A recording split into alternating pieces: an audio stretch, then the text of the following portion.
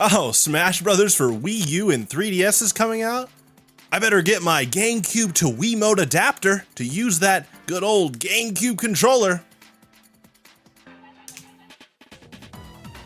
Hey, it's a good piece of tech, and I like a lot of people was thrown off that Masahiro Sakurai was gonna allow us to use GameCube controllers for Smash 4.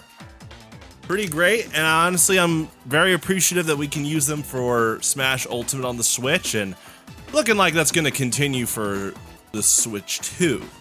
It's also really cool that we can use the GameCube controller for just a lot of things, and I actually appreciate Nintendo for keeping support of that, and hopefully they can keep reprinting that awesome controller. And I will say, the GameCube controller to Wii adapter was a lot of fun for, just a lot of other Wii games you could use it with. It also had built-in turbo, so if you're ready to use it for Star Fox 64 and Star Fox and make a lot of bosses easier, go ahead. Though you might get in trouble by the speedrun community, that's for sure.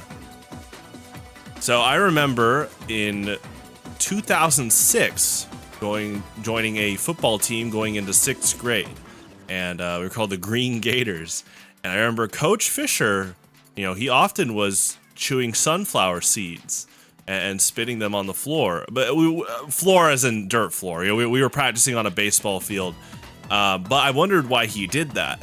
And it turns out that he actually was quitting smoking, and he was chewing sunflower seeds instead. And that always stuck with me. I think that's an interesting premise to where, someone, if they want to quit, what's considered an unhealthy habit, which is smoking cigarettes, and replacing it with a pretty healthy one of chewing sunflower seeds, that's something to definitely, keep track of. And little did I know that in only a few years, I kind of did the same thing. Now, not with cigarettes, but I've been kind of not wanting to drink soda as much as I got older, especially Bandcamp 2010. I remember Angela Westmoreland talked about the threat of kidney stones if you drink too much soda, and you want to talk about something that, quote, scares me straight. I was like, oh my gosh, okay.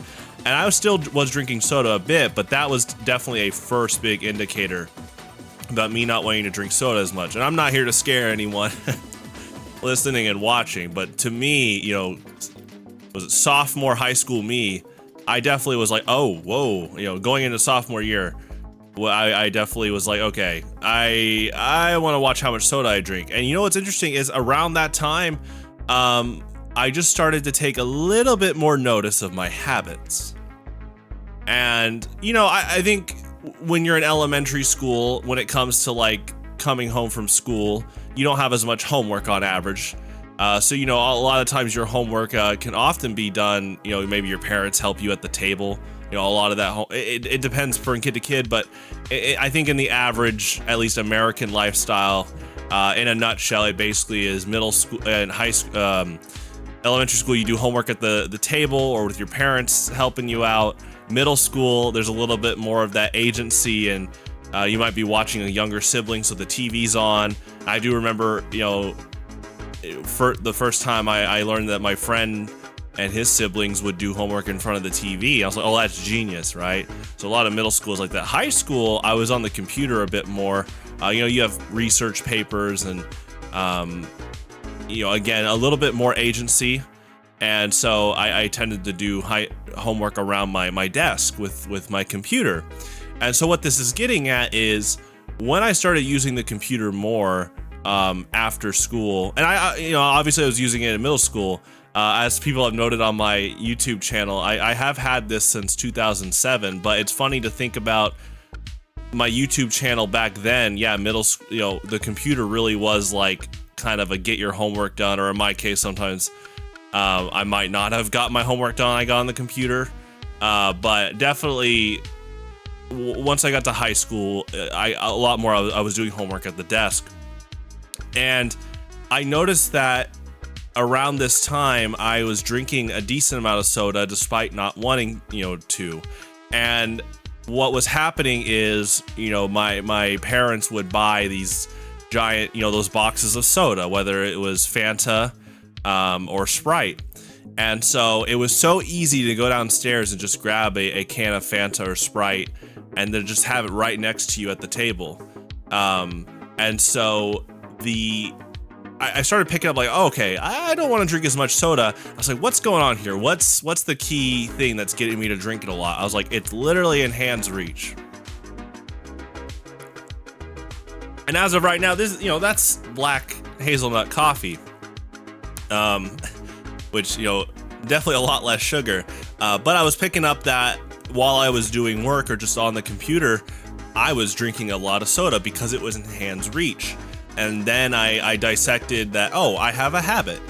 And that habit is just drinking what's in hand's reach. Obviously not something like apple cider vinegar unless it's like some health routine in the morning. I never did that. My mom did, and props to her. I know that stuff's really good for you. But yeah, in terms of a giant mug, not really my thing to have apple cider vinegar. I don't think it's her thing either. And so again, in early high school, I was just kind of, this is not early mid high school, 10th grade.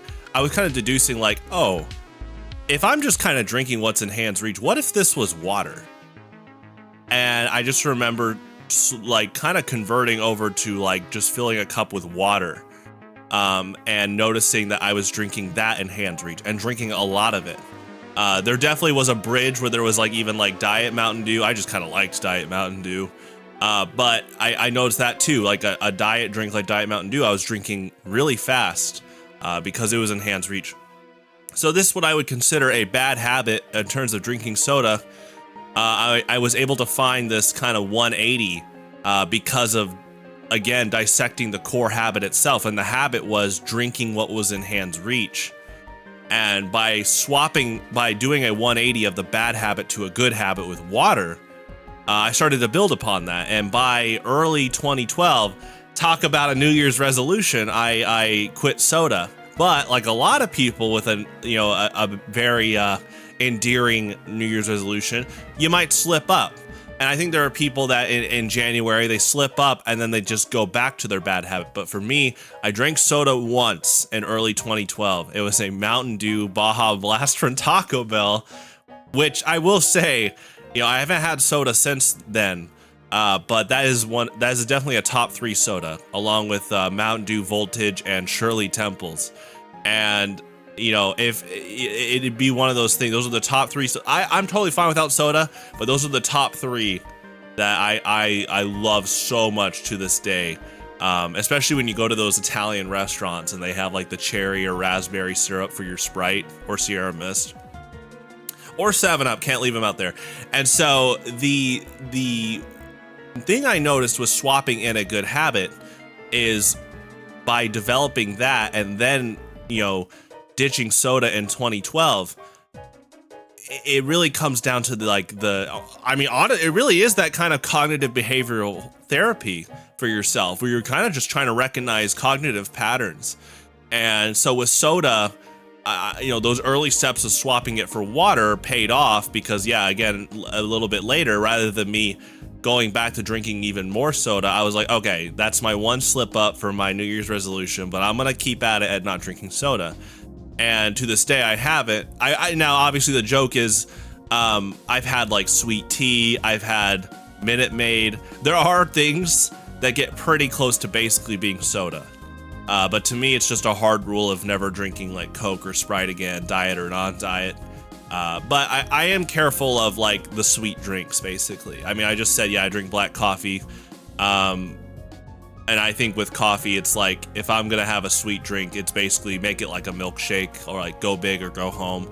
But I often drink black. And again, it's a core idea to make sure that you recognize your own behavioral patterns and what can you do to swap out for something more healthy. In fact, that type of behavioral discipline is something that a lot of big companies don't want you to do. You look at commercials and you look at all these things about weight loss and, well, literally quitting smoking, and there are all these different like quote cheat codes to ditch unhealthy habits. But the funny part is when it comes to actual core mental discipline, that's free. So a lot of the stuff they're trying to sell you is like basically, oh, you don't want to drink a milkshake to lose weight. so we'll make this diet milkshake that probably doesn't taste as good, right? They're trying to sell you segue things into making better habits, but honestly, a lot of those companies don't want to be blunt about the literal free cost of mental discipline. And it can be hard. I can understand addiction can be hard for certain things.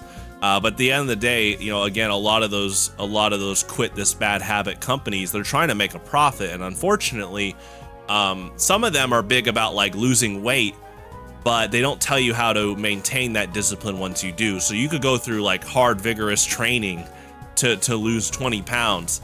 But if that company purposely didn't like help you out in forming new habits, then the joke is that you easily could be back on that program a little bit later. And, you know, hey, I'm sure a lot of them are down for the extra money. And so it's really interesting if you can start reflecting upon your own habits and recognizing when you can take a bad and do a 180 for a good. I think that's such a good building block in life. Another example is, you know, I've brought up Street Fighter many times, just on these segments alone. But Street Fighter is important too because you can create bad habits. My current bad habit right now is the character I main, Lily. She's like T-Hawk's apprentice. And so she has this move where she does a command grab, and the input is a 360 degree motion on the direction stick. And so the thing is, T-Hawk never had a move where it was down, back, and a punch button. And so he didn't have to really worry about an overlap as much with his command grab, but Lily, you know, you do. Because if I do a down back motion with a punch button, she'll do Condor Wind. But if I go a little bit further, she does the command grab. And when you miss the command grab, it's quite a few recovery frames and your opponent can punish you. So I've recognized, you know, while I stream and do ranked matches when I play my good friend Ambi, when you hear Lily go, oh no, yeah, that's often me. Sometimes it's me missing the grab on a read, but a lot of times it can also be me trying to do the Condor Wind move, but my muscle memory keeps wanting to do a little bit further of the motion. So what I'm doing right now is I'm saying, okay, what's good here?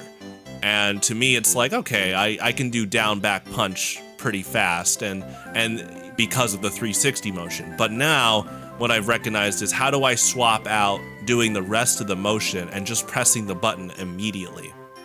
And so that's my current habit switch of a bad habit to a good habit to get what I want out of it. And in another case in Street Fighter is, you know, what a combo is when you hit someone, there's just enough hit stun to where you could do another move. Not in every case, but Lily has this thing where she can do 2 hits into another hit if the opponent, well, takes the hit. Obviously, your opponent can be blocking. And T-Hawk, his 2 biggest hit confirmed combos, I do remember practicing, you know, ever since back in high school. Lily has a few more like hit confirmed combos. Just overall in her game plan, and that's just the game itself, Street Fighter 6 with grapplers. And so in her case, like doing like a 2 light punch or light kick combo into like a special move, to me, I already had like the 2 light hits down, muscle memory wise. But I noticed early on in Street Fighter 6, I was doing the special move anyway, which is Tomahawk Buster. And the problem with that is if my opponent was blocking the entire combo, they could just punish me. So I kind of sat there and my mental conversion is now, okay, what's the bad habit? The bad habit is I'm trying to do a full combo when I didn't even land a hit. What's the good habit? The good habit is, well, I know how to do I know how to do a quick reaction of at least 2 light moves together. So really the thing I have to extract here is doing that final special move that can get me punished. So what I've redeveloped now is, okay, look for light, and if they're still blocking, don't do anything else, which I kind of did with T-Hawk in Street Fighter 4, but it's something that, well, I still had a bad habit of going into this game. And it's fun to recognize that and to say, okay, I can salvage that. I'm getting the light move conversions down, and I've already been looking for it. Now I have to convert that. Instead of doing a special move, put my mental focus towards going for a mix-up, going for a tick throw, which in Street Fighter terminology is when your opponent is blocking, and right at the tip end of their block immunity, you do a grab. So there's just a lot of good things out there that you can salvage from bad habits. And again, just like Coach Fisher, it honestly stuck with me that he quit smoking and he chose to chew on sunflower seeds, which are pretty good. So, you know, next time you're wanting to quit something that you think is not good for your health, think about what is good for your health and what habits you can convert those into. And I tell you, ice water has never tasted better. I love Mondays.